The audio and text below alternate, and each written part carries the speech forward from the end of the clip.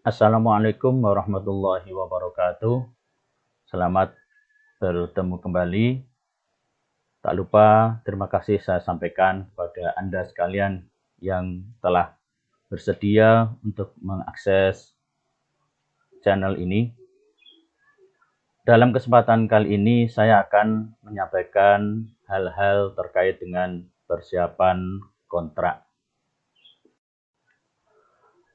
Di dalam pengertiannya, kontrak diartikan sebagai suatu persetujuan yang dilakukan oleh dua orang atau lebih, di mana di sana menimbulkan sebuah kewajiban untuk melakukan atau tidak melakukan sesuatu secara sebagian.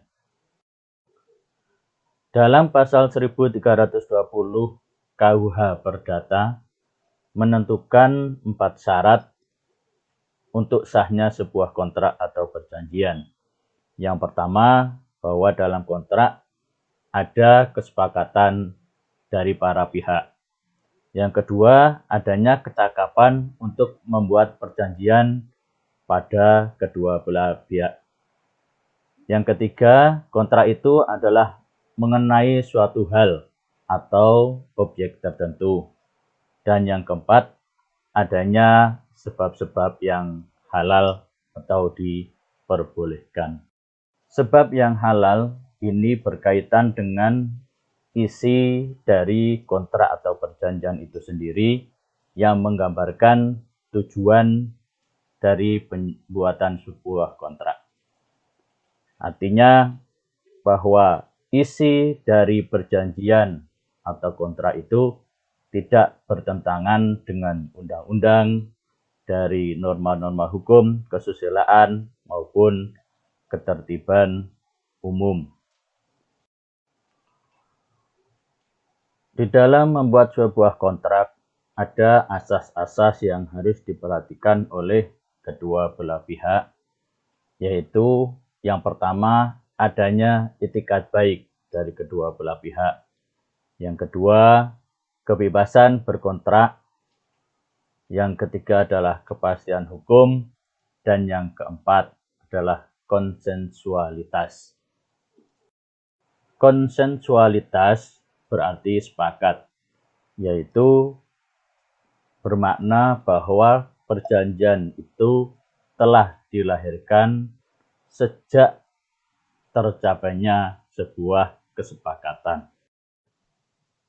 Di dalam pengadaan barang dan jasa pemerintah, kontrak pengadaan ditandatangani dan dilakukan oleh PPK atau pejabat penandatangan kontrak dengan penyedia.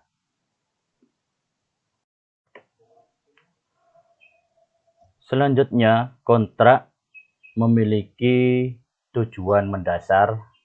Yang pertama, kontrak adalah untuk melindungi para pihak dari potensi risiko. Yang pertama dari kondisi unforeseen condition, yaitu kondisi kahar yang merupakan suatu keadaan atau kondisi yang tidak diinginkan oleh kedua belah pihak yang dapat mengganggu jalannya suatu kontrak. Yang kedua adalah moral hazard dari penyedia. Yang dimaksud di sini adalah ketika penyedia itu atau penjual memiliki informasi, pengetahuan tentang kualitas suatu barang secara utuh, namun dia berusaha untuk menyembunyikan informasi-informasi tertentu dari pengguna dengan tujuan memperoleh keuntungan yang sebesar-besarnya. Yang ketiga adalah melindungi dari user behavior, yaitu lingkungan di sekitar pengguna yang dikhawatirkan dapat mengganggu jalannya pengadaan barang atau jasa. Tujuan mendasar yang kedua adalah agar dalam kegiatan pengadaan barang atau jasa mencapai output yang terbaik, yaitu tepat kualitas, tepat kuantitas, tepat waktu, dan tepat biaya. Sebuah kontrak yang disusun dengan benar diharapkan membuat pekerjaan itu terlihat lebih menarik bagi lebih banyak calon penawar atau penyedia, sehingga dapat meningkatkan kompetisi di antara mereka. Selanjutnya diharapkan pula dapat mengalokasi risiko biaya dan risiko kinerja antara pemerintah sebagai pengguna dan penyedia barang atau jasa. Diharapkan pula dari sebuah kontrak yang telah disusun dengan benar nantinya adalah menghasilkan risiko yang wajar bagi penyedia dengan insentif tinggi untuk kinerja kontrak yang efisien dan ekonomis. Lalu apa akibat kontrak bila tidak disusun dengan baik? Yang pertama, dapat mengakibatkan distribusi risiko yang kurang optimal. Yang kedua, mengurangi kompetisi dari para penawar. Yang ketiga, dapat menimbulkan sebuah perselisihan terkait dengan implementasi kontrak dan kinerja. Dapat pula mengakibatkan adanya pembengkakan biaya karena modifikasi yang berlebihan. Dari kontrak yang tidak disusun dengan baik, dapat mengakibatkan pula beban keuangan bagi si penyedia, dan juga dapat mengakibatkan kegagalan untuk mendapatkan nilai untuk uang. Setelah mengetahui betapa pentingnya sebuah kontrak, maka hal itu perlu disadari oleh semua pemangku kepentingan yang berkaitan dengan penyusunan sebuah kontrak. Khususnya dalam pemilihan jenis kontrak, pemangku kepentingan yang terlibat di dalamnya adalah yang pertama pengelola pengadaan, yang kedua pejabat pembuat komitmen, yang ketiga pengguna anggaran atau kuasa pengguna anggaran, manajer program atau ahli teknis, dan yang terakhir adalah ahli hukum. Kesemua pemangku kepentingan harus menyadari dan bersama-sama bersinergi untuk menghasilkan sebuah kontrak yang baik. Setelah kita memahami bahwa kontrak harus disusun dengan baik dan mengetahui siapa saja yang terlibat dalam pemilihan jenis kontrak, maka perlu pula kita mengetahui faktor-faktor apa saja yang mempengaruhi pemilihan jenis kontrak. Untuk setiap keputusan pengadaan, pengelola pengadaan harus mempertimbangkan tujuan dari sebuah institusi yang akan melaksanakan kontrak tersebut. Yang kedua, untuk pemilihan jenis kontrak, ada berbagai faktor lain yang perlu dipertimbangkan, yaitu pertama, kompleksitas persyaratan dan spesifikasi, analisis terhadap harga dan risiko, sebuah profil gambaran risiko pengadaan, dan toleransi risiko dari pemerintah. Yang perlu kita ingat adalah bahwa jenis kontrak yang dipilih ini akan digunakan hingga berakhirnya kontrak. Untuk itu, sebelum menentukan sebuah jenis kontrak, memutuskan sebuah jenis kontrak yang akan ditempuh, maka pengujian secara tuntas terhadap jenis kontrak yang dapat direkomendasi untuk digunakan perlu dilakukan sebelum menetapkan pilihan terhadap jenis kontrak. Samping faktor yang berpengaruh pada pemilihan jenis kontrak, maka selanjutnya perlu juga kita ketahui faktor yang perlu dipertimbangkan ketika akan memilih sebuah jenis kontrak. Yang pertama yaitu pengelolaan dan administrasi kontrak, selanjutnya waktu dan urgensinya, penghematan biaya, ketersediaan dana, pertimbangan pasar, norma industri penyedia, pembelian yang sama atau serupa di masa yang lalu, dan kontrak sejenis yang sedang berjalan. Itu semua adalah faktor-faktor yang perlu dipertimbangkan sebagai dasar untuk memutuskan jenis kontrak yang akan dipilih. Selanjutnya kita akan membahas tentang jenis-jenis kontrak. Untuk pengadaan barang atau pekerjaan konstruksi atau jasa lainnya, jenis kontrak yang dapat dipilih antara lain lamsam, harga satuan, gabungan lamsam dan harga satuan, terima jadi atau turnkey, dan kontrak payung. Sementara untuk pengadaan jasa konsultansi, jenis kontrak yang dapat digunakan adalah lamsam, waktu penugasan, dan kontrak payung. Kontrak lamsam adalah kontrak dengan ruang lingkup pekerjaan dan jumlah harga yang sudah pasti dan tetap dalam batas waktu tertentu. Dengan ketentuan, semua risiko sepenuhnya ditanggung oleh penyedia, berorientasi kepada keluaran, dan pembayaran didasarkan pada tahapan produk atau keluaran yang dihasilkan sesuai dengan kontrak.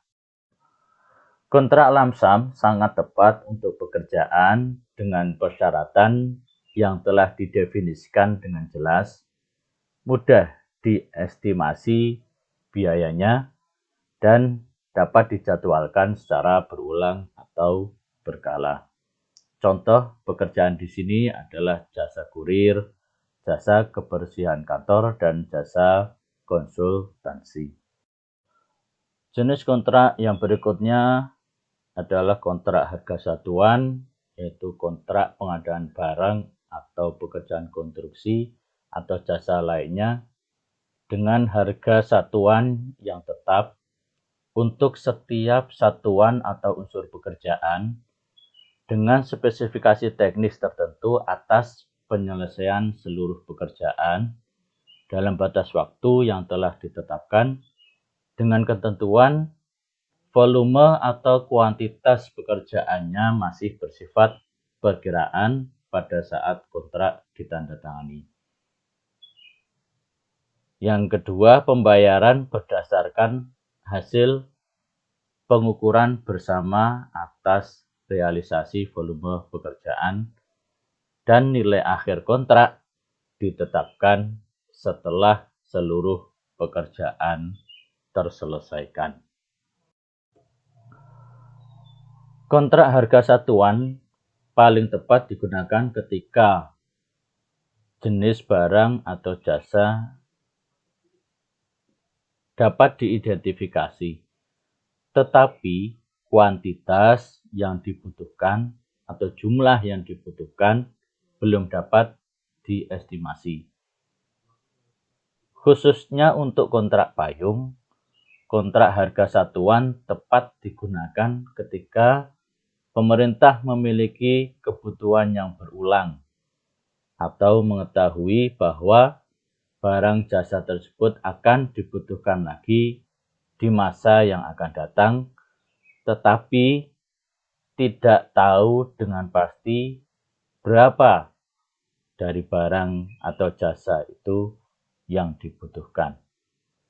Contoh penggunaan harga satuan dalam sebuah kontrak adalah di sini dicontohkan sebuah organisasi baru yang akan didirikan.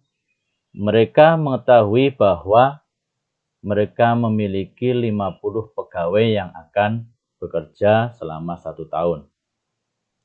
Setiap pegawai akan membutuhkan 1 laptop dan alat-alat kantor, tetapi organisasi tersebut tidak tahu pasti kapan pegawai tersebut akan mulai bekerja dan jumlah laptop atau alat-alat yang dibutuhkan itu harus terpenuhi.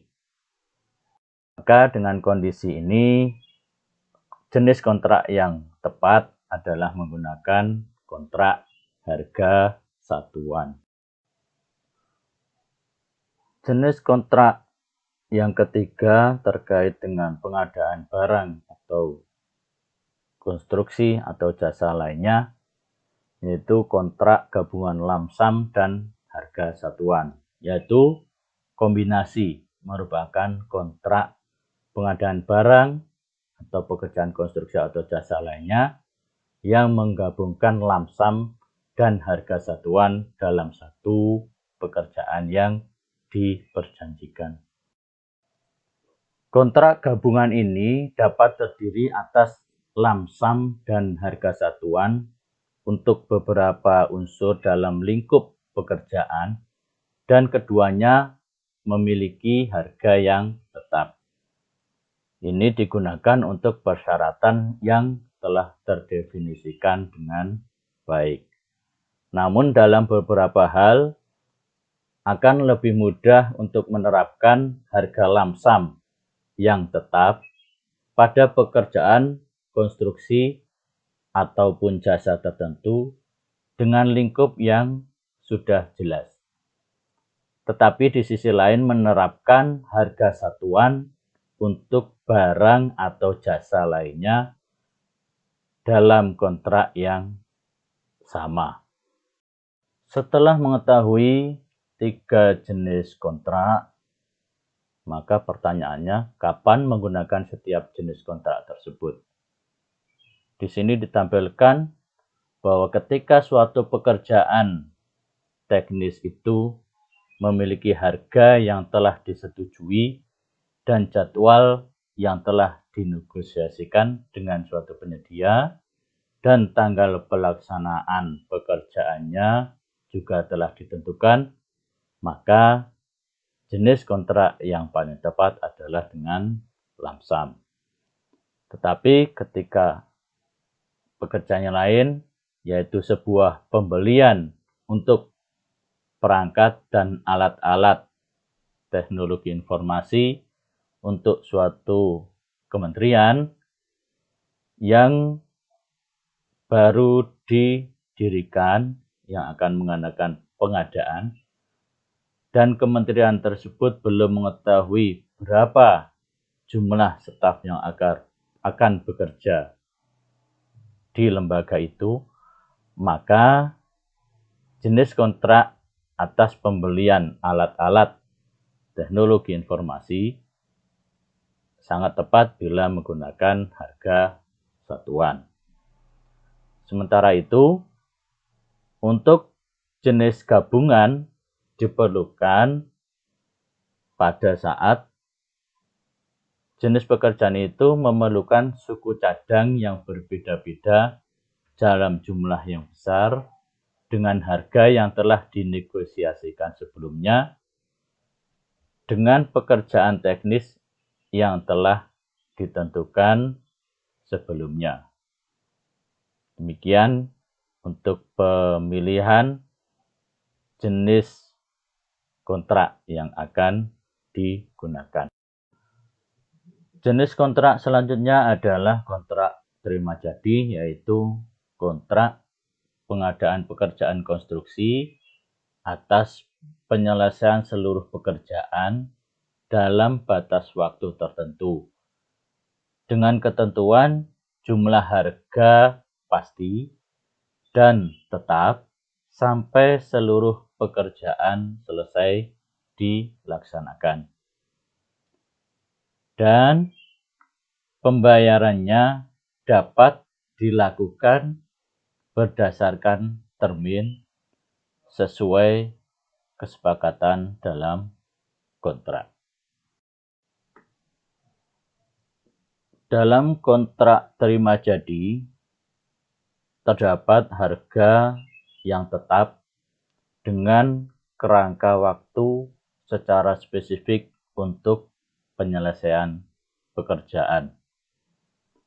Kontrak ini memiliki ruang lingkup dan hasil pekerjaan yang disepakati, khususnya untuk barang jadi atau instalasi.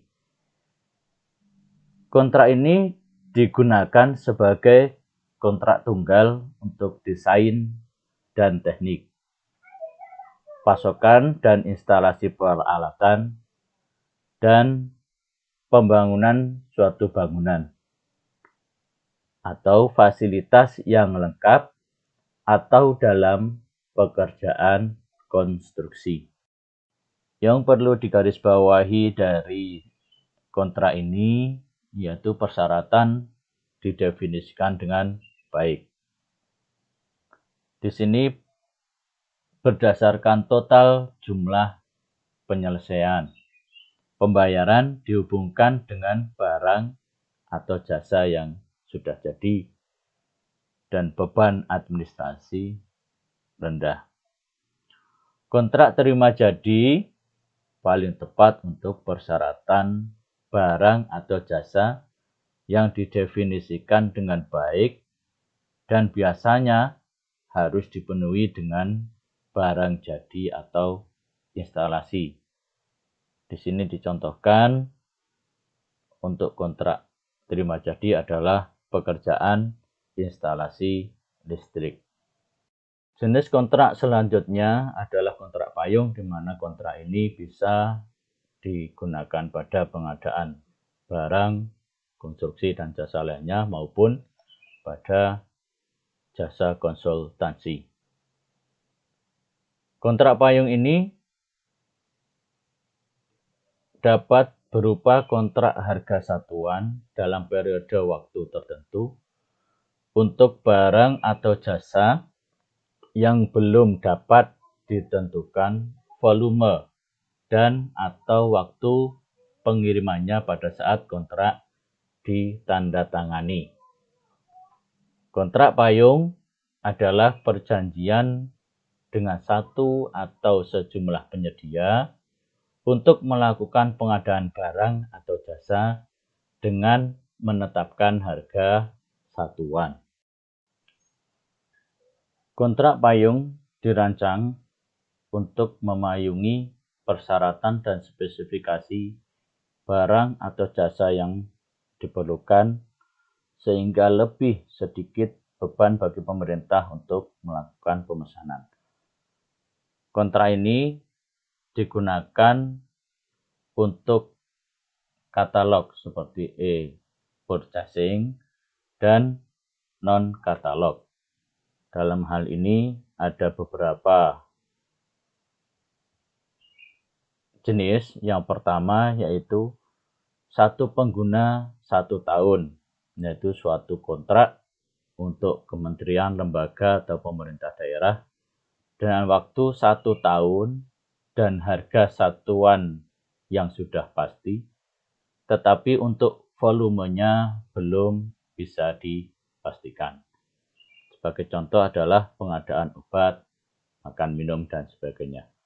Yang kedua adalah satu pengguna untuk beberapa tahun, yaitu suatu pengadaan barang jasa dilakukan oleh kementerian, lembaga, atau pemerintah daerah untuk kebutuhannya secara kontrak payung untuk dilaksanakan beberapa tahun, semisal dalam pengadaan cleaning service. Selanjutnya, jenis dari kontrak payung non-katalog ini digunakan banyak pengguna 1 tahun. yaitu suatu pengadaan barang atau jasa yang dilakukan oleh kementerian lembaga pemerintah daerah yang ditunjuk untuk melakukan kontrak payung yang dapat melayani kebutuhan dari beberapa atau bahkan banyak kementerian lembaga ataupun pemerintah daerah di dalam 1 tahun. Misalnya pengadaan baju seragam. Yang keempat adalah banyak pengguna dan dilaksanakan beberapa tahun. Yaitu suatu pengadaan yang dilakukan oleh kementerian lembaga ataupun pemerintah daerah yang ditunjuk untuk melakukan kontrak payung yang dapat melayani kebutuhan beberapa atau banyak kementerian lembaga dan pemerintah daerah untuk dilaksanakan beberapa tahun. Contohnya adalah pengadaan ATK dan sebagainya. Yang terakhir dari jenis kontrak ini adalah kontrak waktu penugasan, di mana kontrak ini hanya dilaksanakan pada pengadaan jasa konsultansi. Kontrak ini merupakan kontrak jasa konsultasi untuk pekerjaan yang ruang lingkupnya belum bisa didefinisikan dengan rinci dan atau waktu yang dibutuhkan untuk menyelesaikan pekerjaan tersebut belum dapat dipastikan. Kontrak waktu penugasan ada beberapa catatan bahwa kontrak ini digunakan apabila ruang lingkup dan waktu pelaksanaan pekerjaan itu belum dapat ditetapkan. Ruang lingkup belum dapat didefinisikan dengan jelas dan mungkin berubah secara substansial. Nilai akhir kontrak tergantung dengan lama waktu penugasan.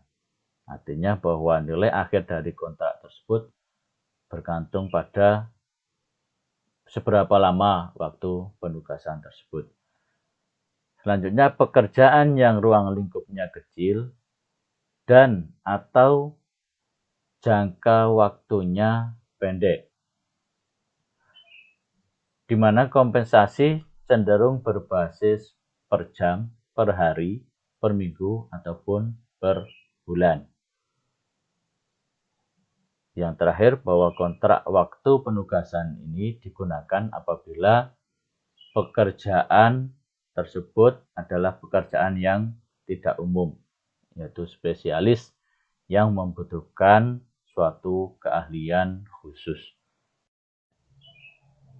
Terkait pembiayaan, bahwa kontrak ini terdiri atas biaya personil dan non-personil.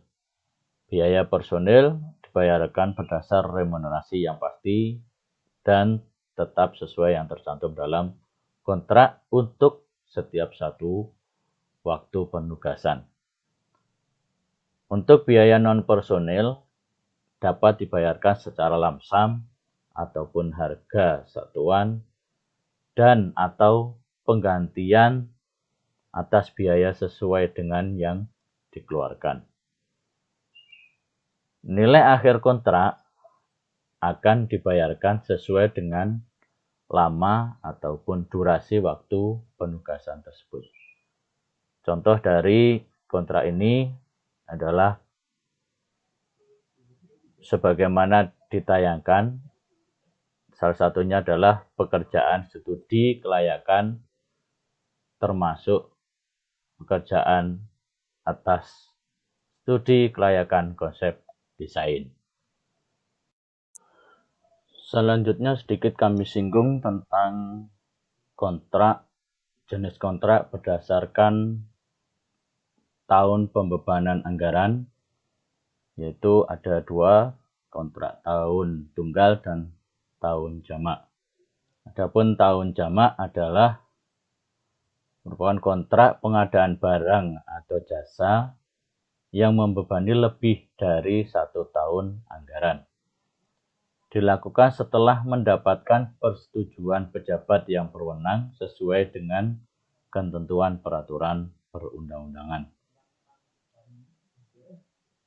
Yang dapat berupa pekerjaan yang penyelesaiannya lebih dari 12 bulan atau lebih dari 1 tahun anggaran, atau pekerjaan yang memberikan manfaat lebih apabila dikontrakkan untuk jangka waktu lebih dari 1 tahun anggaran dan paling lama 3 tahun anggaran. Ini sebagai contoh adalah layanan yang tidak boleh terhenti, seperti layanan pengelolaan gedung, layanan internet, dan sebagainya. Baik, untuk selanjutnya kita akan membahas tentang bentuk-bentuk kontrak. Adapun bentuk kontrak, yang pertama adalah bukti pembelian atau pembayaran.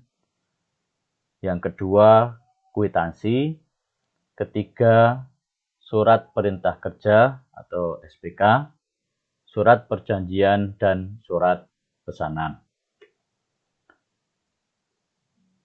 Penggunaannya adalah pertama, bukti pembelian atau pembayaran digunakan untuk pengadaan barang atau jasa lainnya dengan nilai paling banyak 10 juta.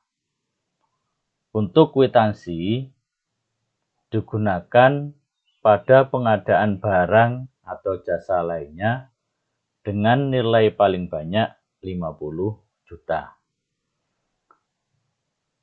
Sementara SPK digunakan untuk pengadaan jasa konsultansi dengan nilai paling banyak 100 juta dan untuk pengadaan barang atau jasa lainnya dengan nilai paling sedikit di atas 50 juta sampai dengan 200 juta. Dan pada pengadaan pekerjaan konstruksi dengan nilai paling banyak 200 juta.